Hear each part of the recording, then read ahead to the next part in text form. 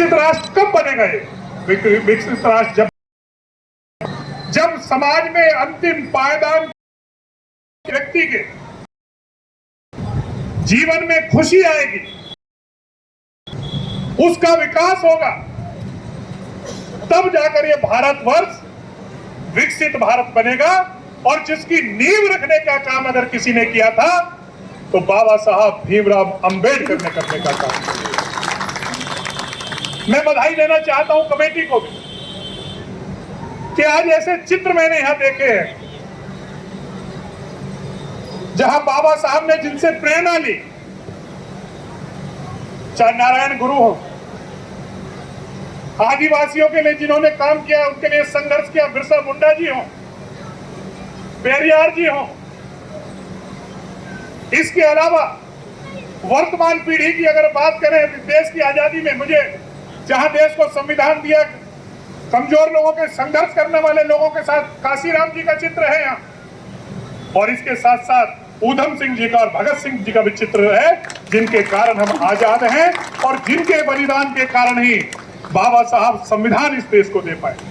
उनके चित्र आज आपने यहाँ लगाए हैं। मैं उसके लिए भी कमेटी के लोगों को बधाई देना चाहता हूं, उनका अभिनंदन करना चाहता हूं। और सही मायने में यही बाबा साहब को जन्मदिन के अवसर पर हम याद करते हैं। बाबा साहब के जीवन के बारे में बहुत सी चर्चाएं पूर्व वक्ताओं ने की, लेकिन एक बात कहना चाहता हूं कि बाबा साहब को जो स्थान मिलना चाहिए था, लंबे समय के आजादी के लंबे समय के बाद जो भारत रत्न बाबा साहब को बहुत पहले मिल जाना चाहिए था, वो बाबा साहब को एक लंबे संघर्ष के बाद 1990 में बाबा साहब को भारत रत्न मिल पाया। और लंबे समय तक उससे पहले जो शासन इस देश पर किया,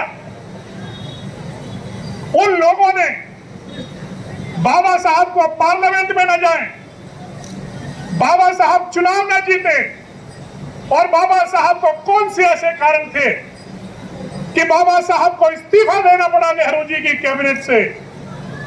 उन लोगों ने कभी बाबा साहब के साथ न्याय नहीं किया। 1990 में परिस्थितियां बदली, एक ऐसी सरकार आई कुछ जिसका समर्थन भारतीय जनता पार्टी ने भी किया, और उस समय उसके साथ 1990 में बाबा साहब को जो बहुत पहले सम्मान मिलना चाहिए था भारत रत्न का, वो 1990 में मिल पाया। और आज वो लोग जो बाबा साहब को याद कर, बाबा साहब के लिए किया कुछ नहीं। बाबा साहब के पंचतीर्थ, जो पंचतीर्थ जहां बाबा साहब का जन्म हुआ मऊ में, मैं कहता हूं यहां से लोगों को जाना चाहिए। और वहां पहले चित्र है 2014 से मऊ का जो जगह थी उसकी क्या स्थिति थी,